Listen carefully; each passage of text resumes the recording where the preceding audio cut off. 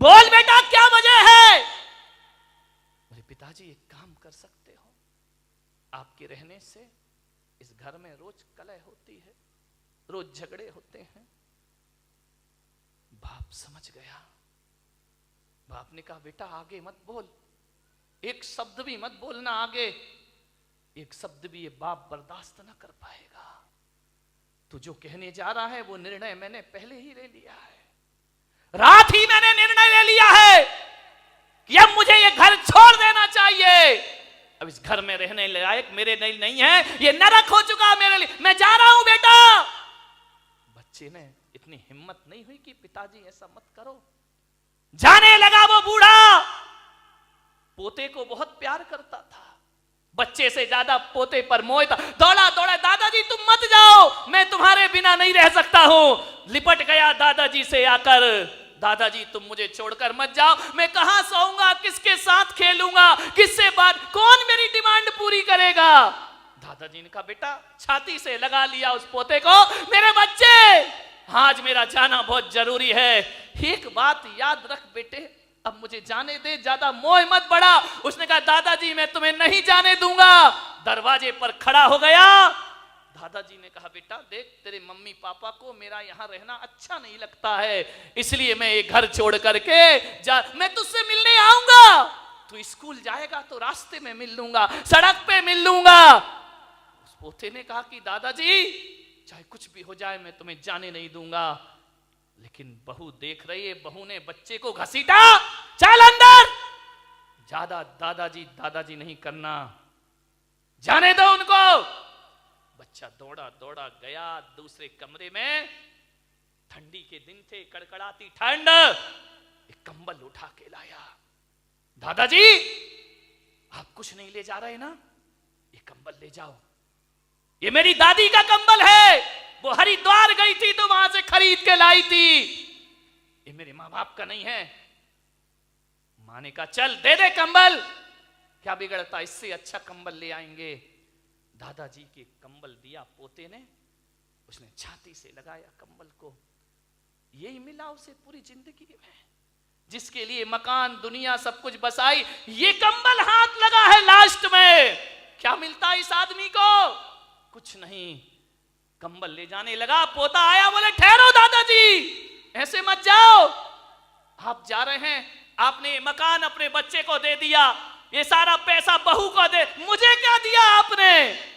अरे उसने कहा तू तो अभी बहुत प्यार कर रहा था बेटा, मेरे पास क्या है, ये माँ बाप तेरे हैं, ये मकान तेरा। नहीं दादाजी, आपसे मैं बहुत प्यार करता हूं, थोड़ी निशानी मुझे आपकी चाहिए। क्या लेगा बच्चे मेरे से, मेरे पास कुछ नहीं है। कैंची लेकर आया, कंबल को आधा काट दिया। मां ने कहा पागल, ये कंबल क्यों काटा है? ना तेरे काम का रहा ना दादाजी के काम का रहा, दो टुकड़े कर दिए।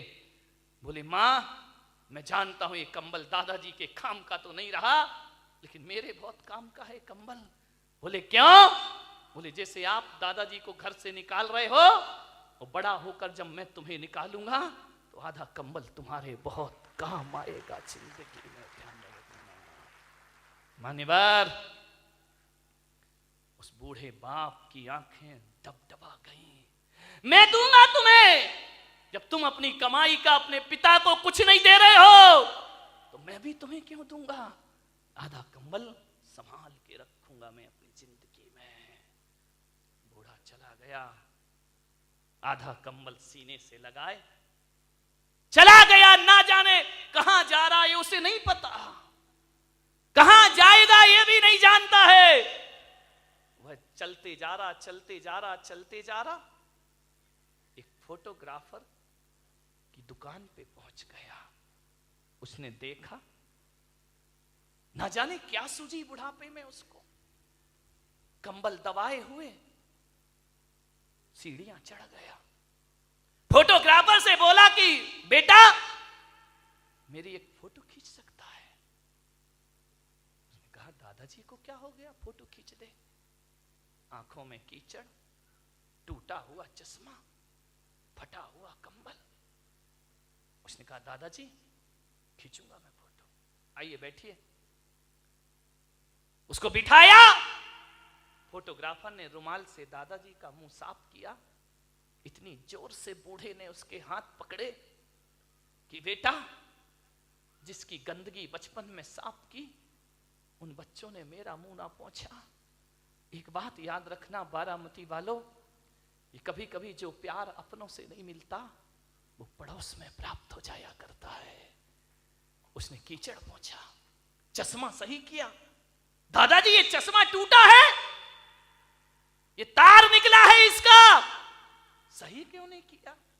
क्या करूं बेटा, जो कल तक आंखों के तारे थे उन्होंने चश्मे का तार नहीं सुधरवाया मेरे। फोटो निकाली। फोटो निकालने के बाद दादाजी ने अपने जेब में हाथ डाला, एक फटा पुराना 5 का नोट निकाला। बोले बेटा ये ले ले। उसने कहा नहीं पिताजी, दादाजी अब पैसे नहीं चाहिए मुझे, मैं आपकी फोटो जरूर बना कर दूंगा। बोले मेरे पास कुछ नहीं बेटा, केवल ये फटा 5 का नोट है, तू रख, तेरे बहुत काम आएगा। उसने कहा नहीं दादाजी मुझे नहीं चाहिए। बोले रख ले बेटा रख ले। बोले मुझे नहीं चाहिए। तो बूढ़े ने कहा अपनी नहीं तो मेरी खुशी के लिए रख ले। दादाजी आपको ये 5 रुपया देने में खुशी मिलेगी? उसने कहा लाओ मुझे दे दो। उसने 5 का नोट देखा, फटा सा था। आज वो 5 का नोट हजारों की गड्डियों के सामने भारी पड़ रहा था उस फोटोग्राफर को। उसने लिया 5 का नोट डाला। दादाजी ने कहा 2 दिन बाद मेरी फोटो दे देना मुझे। बोले ठीक है। 2 दिन बीते। 2 दिन बाद 2 लड़के पहुंचे फोटोग्राफर के पास। बोले भाई साहब, 2 दिन पहले एक दादाजी ने यहां फोटो खिंचाई थी, वो फोटो हमें चाहिए। आप कौन है? हम उनके लड़के हैं। ये डॉक्टर है, इंजीनियर है। आप उनके लड़के हैं, आपको कैसे पता कि फोटो खिंची है? बोले बड़ा अफसोस है कि जिस दिन मेरे पिता तुम्हारे यहां से फोटो खिंचा के जा रहे थे और इन सीढ़ियां उतर रहे थे, आगे पहुंचे हैं, और एक जोरदार ट्रक की टक्कर में उनका एक्सीडेंट हुआ और वो दुनिया में नहीं रहे। जब हमें सूचना मिली हम गए, जब तक प्राण पखेरु उड़ गए, उनके कुर्ते के जेब में तुम्हारी दुकान की रसीद पड़ी थी। बस वही रसीद लेकर हम तुम्हारे यहां आए हैं। वो फोटो तो दिखाओ जरा। फोटो दिखाई। अरे ये फोटो खींची है तुमने? ये फटे से कपड़े, टूटा सा चश्मा, आंखों में कीचड़। बोले एक काम करो, कंप्यूटर का जमाना है, इसमें एडिट कर दीजिए, अच्छी शेरवानी पहना दो इनको, सोने की चेन डाल दो गले में, एक अच्छी कुर्सी पर इन्हें बिठा दो, इनका चेहरा थोड़ा सा बदल दो। उसने कहा भाई साहब बहुत पैसा लगेंगे। बोले देंगे। 5,000 रुपए लगेंगे। बोले देंगे 5,000 रुपए। ये वो औलाद जिसने जीते जी बाप को 5 रुपए नहीं दिए, वो 5,000 की फोटो ले रही है। उस आदमी ने पूछा कि आप इतनी बड़ी फोटो क्यों बनवा रहे हो? बोले परसों हमें इनका उठावना करना है, इस समाज में हमारी इज्जत का सवाल है, ध्यान रखिए। हम उनकी ऐसी फोटो नहीं लगा सकते हैं, हमारा भी स्टेटस है, हमारा भी स्टैंडर्ड है। सारी समाज हमारे यहाँ आएगी। जितनी सुंदर फोटो बना सको फोटो बना दीजिए। कल सारे लोग श्रद्धांजलि सभा में उपस्थित होंगे। ये है माँ बाप का सम्मान।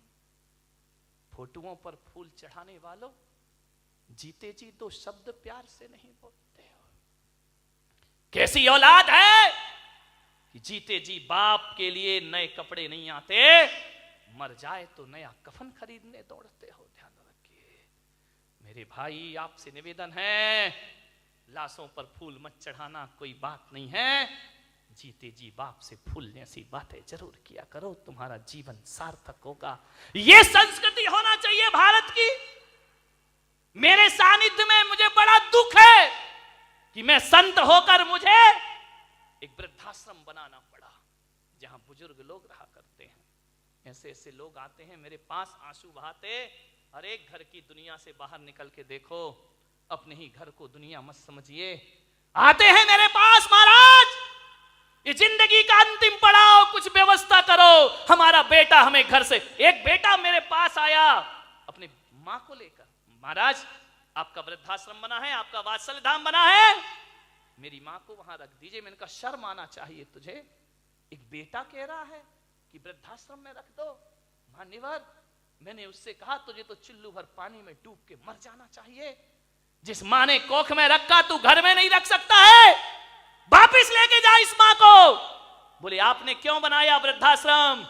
मैंने कहा मैंने इसलिए नहीं बनाया कि कोई औलाद अपने बाप को मेरे पास भेजे। नहीं भाई, ये तो मेरे लिए सबसे बड़ा पाप हो जाएगा। और मैं बारामती में कह रहा हूं पुलक सागर, इस देश से वृद्धाश्रम की परंपरा खत्म होना चाहिए, समाप्त होना चाहिए। एक भी वृद्धाश्रम इस देश में नहीं होना चाहिए, एक भी ओल्ड हाउस इस देश में नहीं होना चाहिए। ये बदनुमा दाग है भारतीय संस्कृति पर। लाल किला शान हो सकता है, कुतुब मीनार शान हो सकती है, ध्यान रखना ताजमहल शान हो सकता है देश की, लेकिन वृद्धाश्रम देश की शान नहीं है। ये भारतीय संस्कृति पर मारा हुआ तमाचा हुआ करता है। एक बेटा माँ बाप को वृद्धाश्रम में रखता है।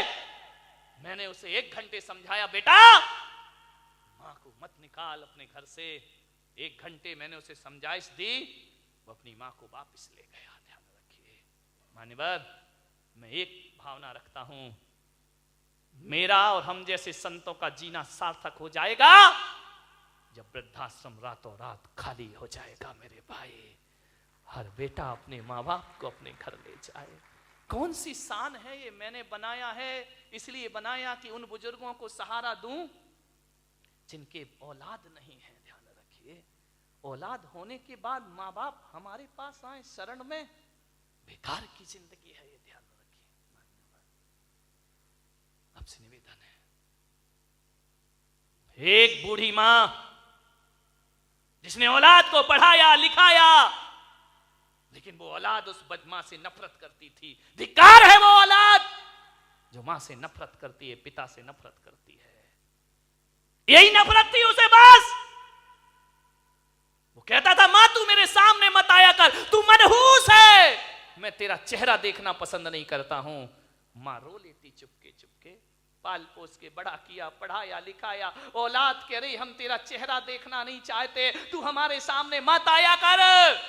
मां आती, मां की ममता थी बेचारी, क्या करे। स्कूल जाती, टिफिन देने जाती, बच्चे का भोजन देने जाती। बच्चे से कोई पूछता कि ये बुढ़िया कौन है, तो मालूम है वो ऐसी औलाद, ऐसी कायर औलाद जो अपने दोस्तों को कहता कि नौकरानी है जो हमारे घर से हमें टिफिन ला के देती है। मां जब सुनती तो सीना छलनी हो जाता उसका। ये नौकरानी है, ये काम वाली है, घर में आके झगड़ा करता, तू टिफिन लेके मत आया कर मेरे स्कूल में, मुझे बहुत नफरत है तुझसे। ऐसी औलाद जिसके लिए ईश्वर के सामने हाथ फैलाए, आज वही ईश्वर का वरदान उसे अभिशाप लग रहा है। औलाद पसंद नहीं करती है। एक बात ध्यान रखना, मां कैसी भी हो, मां तो मां होती है मेरे भाई। मां काली हो, मां गोरी हो, मां बदसूरत हो, एक बात ध्यान रखना, मां की सूरत नहीं देखी जाती, मां का दिल देखा जाता है मेरे भाई दुनिया में। इसलिए नफरत थी उसे कि उस मां की एक आंख नहीं थी। तू कानी है, मेरे सामने मत आया कर। मां रो लेती चुपके चुपके,